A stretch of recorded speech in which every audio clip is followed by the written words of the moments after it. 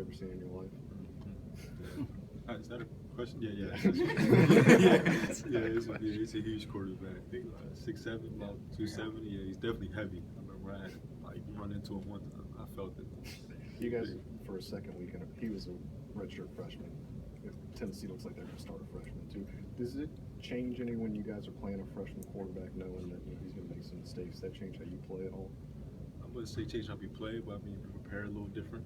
We'll definitely send a little bit more at him, just because we kind of know he probably never seen it before, so that kind of helps us in an advantage. Could you tell that Kelly was kind of shaken, a little bit rattled by what you guys were sending at him? Yeah, most definitely. I feel like we send a lot of zone blitzes, a lot of different things, so I mean, definitely shaken by it.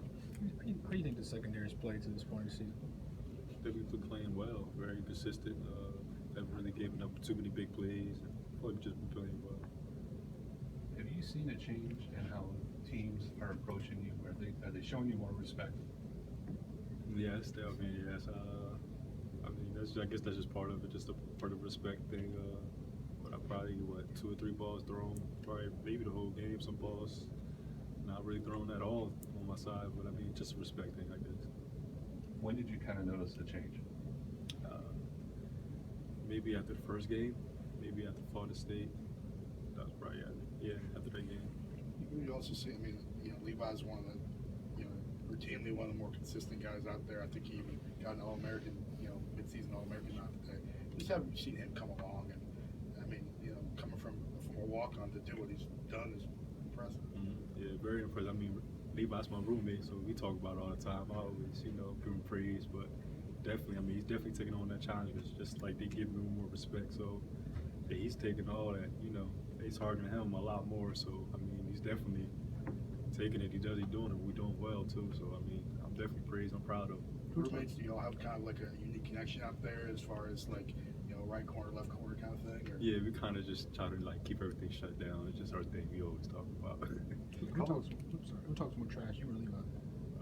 I think Levi he talks a lot more than me. I'm focused, more locked in. I kind of just do my job, and that's pretty much it. But Levi, he talks a little bit more than me. Who's messier? Messier? I'll say me. I'm probably a little messier. A little messier, but yeah. A couple of the linebackers said after the game on Saturday that they like it when offenses kind of give up on running the ball and just start throwing the ball. Do you guys like that? Yes, I feel like that's the main thing we kind of focus on as a defense. We try to make teams one-dimensional and just try to make a pass. I mean, we stop the run, so if we know they're passing, I mean, we be more prepared for it because we know they're passing. So even when they throw more at you, it's easier to defend? Yes, because we're just in different type of coverages or just a different type of defense. We're just more ready for it. What have you seen from Daniel Wright on the special teams? He's kind of been making a name for himself over there. Oh, yes, sir. I mean, I'm right. He's right behind me, and I pretty much play off him, and I just watch him every time. And he just run a full speed down that kickoff, and he makes a hit. Even if he doesn't make a tackle, he's hitting the guy that's blocking him hard, and he's just an animal out there. What have you guys seen from Tennessee on film? You said that again? What have you guys seen from Tennessee on film? We've seen what I see. I think I just seen one game. I mean, they have a new quarterback, a lot of new faces. They like to run the ball.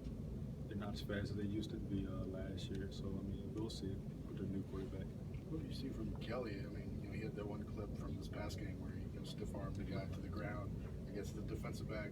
How do you approach a guy like that when he's probably bigger than you? Yeah, we just have to make sure we wrap up and just follow through with our legs and just wrap up. Make sure we tackle him because he's a hard runner.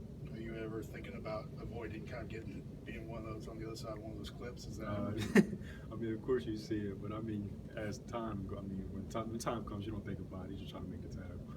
When you're covering kicks, are you noticing that the height on the kick that JK has, that it seems like you guys are able to get it on the field pretty quickly? Do you notice the hang time, I guess?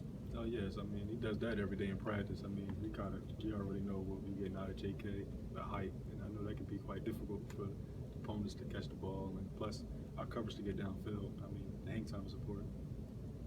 Do you ever been stiff arm like that? I think maybe a few times in practice, but in the game I don't think so. In the game too much for practice, yeah. Who got you in practice? I remember when I was younger. I know Derek Henry. He got me one time. A lot of the big guys, Bo, I think he got me a few times too. So I mean, it's just part of it. I mean, you just gotta try to knock it down.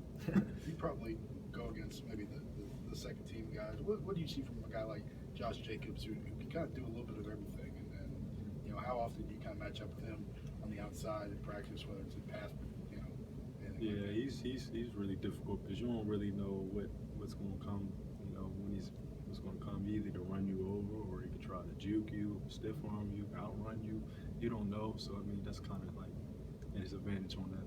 When a defense has bigger backs and then they bring in a guy like Jacobs, I mean, you don't necessarily get to go against that, but what does that do to the defense when they have that change of pace guy come in? I mean, like you said, just a change of pace guy. I mean, he's not a slow guy. I mean, he's a lot quicker than the guy you was trying to tackle before. So I mean, it's just different. Definitely give you more things. You could do more things with a guy like Josh Jacobs. So you catch screens, anything like that. You see him every week in practice. How good is this young group of receivers, Ruggs and Jerry Jeudy? They're very experienced. I mean, they play a lot. They've been playing a lot throughout the season, and I mean that's good. You don't need a lot of depth, you know, towards the end of the season because you know they're gonna play a lot more just in case anybody goes down or just experience period. But they've been playing well. They do well in practice. They practice hard. They're prepared a lot. Do they add anything? Because a lot of times we see them on the field together. So does that group add something unique that maybe even some of the experienced guys maybe don't not have, but just add something different? I do notice that they do put them in together, and I like how they just try to keep them together. I feel like they're just more together, I guess you could say.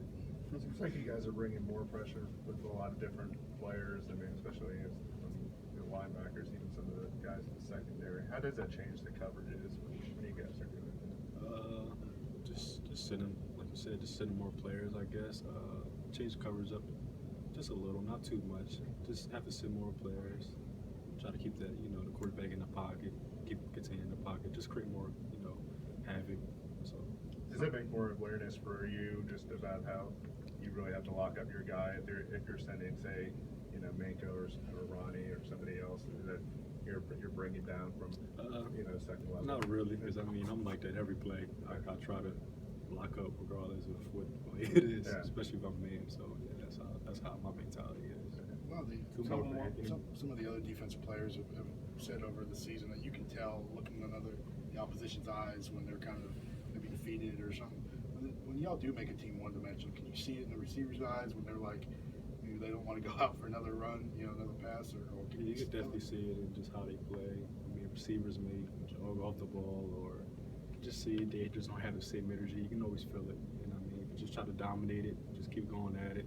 Don't let up. I mean, that's pretty much how saving, you know, controls us in that way. Last one. Does that kind of feed? I mean, when you see that, what does that do for you as a defender when you can look in their eyes and see that defeat already? Just make it go harder. Keep dominating. I mean, that's just how saving. That's how he coaches. That's how we just are. That's how we think. Just don't stop him. Just keep dominating. Thanks,